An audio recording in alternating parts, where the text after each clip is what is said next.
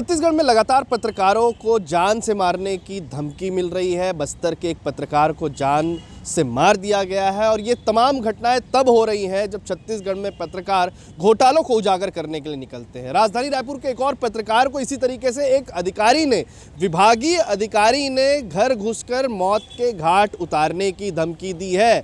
ये तब हुआ जब एक पत्रकार की हत्या छत्तीसगढ़ में बस्तर में हो चुकी थी। उसके बाद दूसरे पत्रकार को सीधे तौर पर आधिकारिक धमकी मिलना, यानी ये बता रहा है कि किस तरीके से प्रशासनिक सिंडिकेट पूरी तरीके से छत्तीसगढ़ में हावी है। और न केवल सिंडिकेट में इसमें प्रशासनिक स्तर के अधिकारी शामिल हैं, बल्कि ऐसे लोग भी शामिल हैं जो क्रिमिनल एक्टिविटी को अंजाम दे सकते हैं। ऐसे लोग भी शामिल हैं जिनके संरक्षण में ये तमाम कार्य होता है। इसमें पुलिस की भी भूमिका, इसके साथ में प्रशासनिक अधिकारियों की भी भूमिका, तमाम भूमिकाओं पर सवाल खड़ा होता है। हमारे साथ में संदीप शुक्ला है जिन्हें सीधे तौर पर धमकी दी गई थी। सबसे पहले तो संदीप जी, ये जानना चाहूंगा कि आपने ऐसा क्या रिपोर्ट कर दिया, कौन से खुलासे की बात कर दी जिसको लेकर ये परिस्थिति आ गई? देखिए, सीता नदी उद्दंती अभ्यारण्य परिक्षेत्र है। उड़ीसा और धमतरी का बॉर्डर है। छत्तीसगढ़ और उड़ीसा का बॉर्डर है। धमतरी जिले का आखिरी गांव है बोराई। उसके बाद 2-3 किलोमीटर पे उड़ीसा लग जाता है। वो नाका इसलिए महत्वपूर्ण भी हो जाता है क्योंकि उड़ीसा की जो धान की गाड़ियाँ आती तस्करी वाली, नंबर प्लेट बदल के, वो उसी मार्ग से आती है। लकड़ी सागौन की तस्करी भी उसी मार्ग से होती है। बहुत सारे, वो नाका हर तरफ से वो महत्वपूर्ण है। और वहाँ पर एक नियम है कि अगर वहाँ से बड़ी गाड़ियाँ गुजरती हैं, सुबह शाम 6 बजे से अगले दिन सुबह 6 बजे तक वो नाका बंद रहता है क्योंकि टाइगर रिजर्व है। उसके बाद जो गाड़ियाँ निकलती हैं उससे 50 रुपये वन मार्ग के नाम पर रसीद काट के वसूलना है अगर नियम है तो। मगर हम लोगों को पता लगा धान तस्करी तो हो ही रही है, साथ में वहाँ से सैकड़ों गाड़ियाँ जो हर दिन गुजर रही हैं उसकी वसूली कच्चे में हो रही है। मतलब वो पैसा जो शासन को जाना चाहिए वो अधिकारियों के जेब में जा रहा है। तो हम अपनी कार से गए, कार की भी आइडेंटिटी छुपाई, रात भर कार में हम सोते जागते रहे पूरा 12 घंटा, और सुबह हमने स्टिंग ऑपरेशन कर लिया। स्टिंग ऑपरेशन में यही दिखाई दिया जो वीडियो हमारे पास है कि वहाँ पर एक आदमी बैठा हुआ है। आगे खुलासा आपको बताऊंगा। आदमी बैठा है, बस सर नीचे करके वसूली कर रहा है। जिस गाड़ी का ड्राइवर उसे पैसा देगा उसकी गाड़ी आगे बढ़ेगी, जो नहीं देगा वो वहाँ रुके रहेगा। जितना भी पैसा आ रहा था सबकी एंट्री तो हो रही थी कच्चे रजिस्टर में, लेकिन रसीद एक की भी नहीं दी जा रही थी। हालत ये थी कि मैं अपने चैनल की गाड़ी का मैंने 2 नंबर नोट कराया, उसने नंबर भी नोट कर लिया, पैसा भी ले लिया और मुझे बोला जाओ। रसीद कोई नहीं दी। उसके बाद हम वहाँ से वापस आते हैं, उस खबर का प्रसारण करते हैं, तो पता लगता है जो लोग वहाँ बैठकर वसूली कर रहे थे उनकी पदस्थापना तो और कहीं है। उसमें से एक आदमी जो बैठ कर वसूली कर रहा था वो तो निलंबित है, किसी और जगह का निलंबित कर्मचारी था और वहाँ बैठकर वो वसूली कर रहा था। तो साफ समझ में आ गया कि ये पूरा प्रायोजित है। फिर हमने कैमरा का पता किया तो सीसीटीवी कैमरा 2 महीने से बंद है, जानबूझकर बंद किया गया है। मतलब अब होता है कि 4:30 बजे खबर चलती है, 8:30 बजे मुझे फ़ोन आता है। वो कब आता है? जब मुकेश चंद्राकर, हमारे भाई की हत्या हो गई थी, तो हत्यारा जो है सुरेश चंद्राकर, वो अपनी गाड़ी छोड़कर रायपुर से भागा था। तो उसकी थार हमें पता लगा कि एयरपोर्ट पे खड़ी है, तब उसकी थार ढूंढने गए थे। तो उसी दौरान मुझे फ़ोन आया।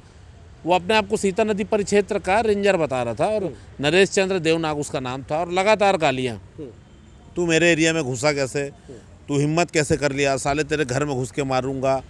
गालियाँ तो ऐसी गालियाँ उसने दी है कि मतलब मैंने जीवन में ना तो ऐसी गालियाँ सुनी ना इतनी संख्या में सुनी। मतलब खून वहीं मेरा खौलने लग गया। मैं बोलता रहा क्या बात है भाई, क्या है, बात तो करो, नाम तो बताओ। तो नाम उसने बताया बहुत देर बाद लगातार, लेकिन वो गाली बकता रहा कि अभी रायपुर आ रहे हैं, मेरे लड़के घूम रहे हैं और तेरे को जान से मार के ख़त्म कर देंगे। अच्छा, ये भी कहा उसने कि लड़के रायपुर में घूम रहे हैं, उसके धमतरी का ये मामला है और वहाँ पर उगाही का ये मामला है, उस पर भी आधिकारिक मामला है कि अधिकारी उस पर उगाही में सम्मिलित है। वही मेरे को बोल रहा था कि तू रिकॉर्डिंग कर ले और एसपी, आईजी, डीएसपी जिसको देना है दे दे, मेरा कोई कुछ नहीं कर सकता। देखिए, छत्तीसगढ़ में यही सबसे बड़ी विडंबना है कि जब चैलेंज किया जाता है ना, तो प्रशासनिक अधिकारियों पर भी कार्रवाई को लेकर उनमें उबाल देखने को नहीं मिलता, उनका खून नहीं खौलता है। जब एसपी, आईजी को चैलेंज किया जाता है कि किसी को भी आप बता दीजिए, वो भी मेरा कुछ नहीं कर पाएंगे, तो ये कब होता है? ये तभी होता है जब उनके संरक्षण में तमाम भ्रष्ट अधिकारियों की एक लॉबी उनके साथ में संलिप्त हो। और तभी इतने मंसूबे कामयाब होते हैं कि एक धमतरी यहाँ से 100 किलोमीटर दूर का व्यक्ति अगर वहाँ पर पत्रकार कोई खुलासा कर रहा है तो राजधानी रायपुर में आकर वो ये कह पा रहा है कि यहाँ पर उसके लड़के, उसके लोग घूम रहे हैं, तुझे ढूंढकर तेरे घर के अंदर में हत्या कर दी जाएगी। यही वजह थी कि उनके परिवार के लोग भी खौफजदा थे। संदीप जी, आपके परिवार के लोग भी खौफजदा थे, फिर क्या हुआ? वो तो देखिए, मुकेश की हत्या हुई और फिर ये घटना हुई और मुझे फ़ोन आया रिकॉर्डिंग मैंने कुछ घर वालों को भी सुनाई, जबकि न्यूज़ में चलने लगे। वो तो सीधा बोल रहे हैं कि नौकरी अब छोड़ दो, हम लोग बहुत आर्थिक रूप से ऐसा करोड़ों रुपए है नहीं हमारे पास, हम नौकरी पे ही चलते हैं। बोलते हैं सब बेच बाच देते हैं जो भी घर का ज्वेलरी, और दुकान खोल लेते हैं, कोई किराना दुकान या कुछ, कम से कम कोई धमकी तो नहीं देगा। देखिए ये बना स्थिति है घर वालों की, लेकिन हमको डर नहीं लगता है ऐसे टुटपुंजियों से। लेकिन आप सोचिए वो हिम्मत क्यों कर रहे हैं। देखिए दो चीज़ है, अगर उसको मालूम है कि पत्रकार को गाली बक रहा है तो आप समझिए कि उस क्षेत्र के जो पत्रकार है उनकी क्या स्थिति उन्होंने बना के रखी है, अधिकारी कितना सम्मान करते हैं, और ये लॉबी कितनी पावरफुल है। जो हाईटेक नाका है, जो छत्तीसगढ़ का बॉर्डर है, जहाँ पर सीसीटीवी कैमरा 2 महीने से बंद है, मैं आपको बता रहा हूँ। केसकाल घाट का रिपेयरिंग चल रही थी, मरम्मत चल रही थी, सैकड़ों गाड़ियाँ वहाँ से जा रही, 24 घंटे 36 घंटे में 922 गाड़ी गई है अमित जी वहाँ से। मतलब आप सोच लीजिए कि सीधा 50,000 रुपये का गल्ला है लगभग हर 24-36 घंटे में, तो ये ऊपर तक पैसा जाता होगा। 2 डीएफओ पड़ते हैं ना, संयुक्त नाका है, धमतरी डीएफओ और गरियाबंद डीएफओ, मतलब आईएफएस होता है जो सबसे पावरफुल माने जाते हैं। आईएफएस 2 आईएफएस की वहाँ पर टाइगर रिजर्व है, आना जाना लगा रहता होगा। ये 2 महीने में इनको पता ही नहीं चला सीसीटीवी कैमरा बंद है। 2 महीने तक कच्चे में वसूली चल रही है या सालों से चल रही है, इनको पता ही नहीं चला, बताइए। तो सीधी बात है, ये संगठित अधिकारियों का संगठित वसूली का केंद्र बना हुआ था, उसको हमने भंडाफोड़ किया। उनका एक अधीनस्थ अधिकारी हमको धमकी देता है। अब ये समझिए कि अधिकारी ही धमकी देने लगा है। अब ये परिस्थितियां हो गई हैं। एक दौर था जब पत्रकार कोई रिपोर्ट करा करते थे तो जो सीनियर अधिकारी हुआ करते थे, उस विभाग के विभागीय उच्च पदस्थ पर अधिकारी हुआ करते थे, वो सीधे तौर पर उस रिपोर्ट के आधार पर सीधी कार्रवाई करते थे। और आज ये परिस्थिति आ गई है कि जिनके खिलाफ आप रिपोर्ट करेंगे या तो वो आपको जान से मौत के घाट उतार देगा, या फिर वो इसी तरीके से धमकी देता हुआ नजर आएगा। ठेकेदारों के साथ में अधिकारियों की संलिप्तता नजर आएगी। यहाँ तक कि क्योंकि उस क्षेत्र में अगर गाड़ियाँ वाहनों से तस्करी हो रही है तो इसमें पुलिस विभाग की भी इन्वॉल्वमेंट होती है। पुलिस विभाग को भी अगर इस बात की जानकारी है तो आप समझिए कि इस सिंडिकेट में किस स्तर के लोग हैं। एक आईएफएस स्तर का व्यक्ति, एक आईपीएस स्तर का व्यक्ति, इसके अलावा कई और छोटे बड़े अधिकारी, ये तमाम ऐसे बड़े लोग हैं जिन्होंने सिंडिकेट बनाकर लगातार प्रशासनिक माफिया यहाँ पर छत्तीसगढ़ में फैलाने की कोशिश की जा रही है और पत्रकारों पर हमले हो रहे हैं। संदीप जी, क्या व्यक्ति गिरफ्तार हो गया है, उस पर क्या कार्रवाई हो रही है, आप क्या मांग कर रहे हैं? देखिए एफआईआर हो गई है, जेल चले गया है वो, और तत्काल उसमें गृह मंत्री ने संज्ञान लिया, वन मंत्री ने संज्ञान लिया। रायपुर पुलिस रात को यहाँ से टीम भेजी गई, रात को 3 बजे उसे उठा लिया गया, जेल चले गया। विभागीय कार्रवाई थोड़ी सी मुझे लीपापोती जैसी लग रही है कि उसे एक जगह से उठाकर दूसरी जगह पर अटैच कर दिया गया है। कम से कम सस्पेंड होता तो संतुष्टि होती। अब 7 दिन का उसे नोटिस दिया गया, क्योंकि सरकारी प्रक्रिया, तो हम भी नहीं बोल रहे कि आज के आज अब करें कि वो कोर्ट से उसको लाभ मिल जाए। तो देखेंगे 7 दिन बाद क्या होगा। लेकिन पूरे मामले में आप देखिए कि मुकेश चंद्राकर की हत्या ठेकेदार ने कराई, अधिकारी, पुलिस अधिकारियों ने उस पर लीपापोती की।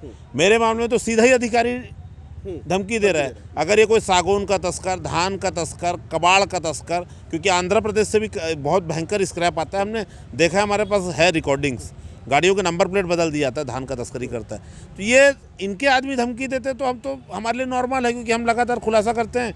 निजी व्यक्ति कोई धमकी दे रहा है तो समझ में आता है। अधिकारी धमकी दे रहा है तो बताता है कि वन विभाग का जो परिक्षेत्र है वो डीएफओस या उनके जो डिपार्टमेंट में पूरी चेन है ऊपर से नीचे, वो पत्रकारों को लेकर कितना सम्मान करते हैं।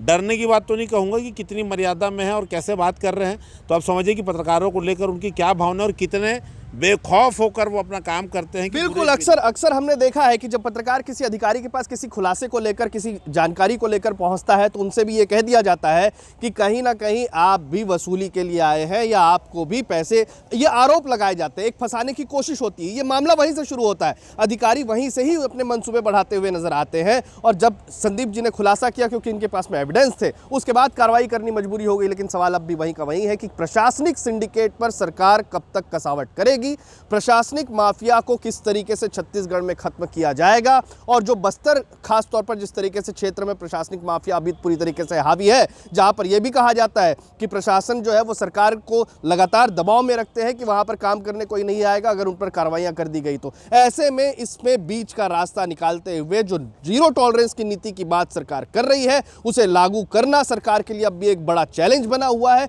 लेकिन यह कब तक होगा, जनता की निगाह इस पर टिकी हुई है। हम इसी तरीके की हर रिपोर्ट आप तक पहुंचाते रहेंगे। छत्तीसगढ़ से TV9 के लिए अमित मिश्रा।